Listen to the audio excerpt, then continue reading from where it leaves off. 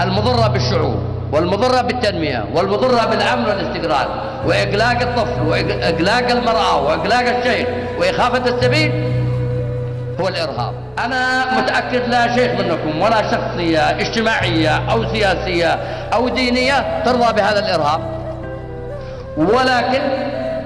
ولكن أنتم مجاملين محبطين بتشوفوا قدام عينك وهو داخل العزلة في القرية ما تقولش هذا منكر، هذا منكر. مش قتلني أنا، قتلك أنت وقتل التنمية وقتل الطريق.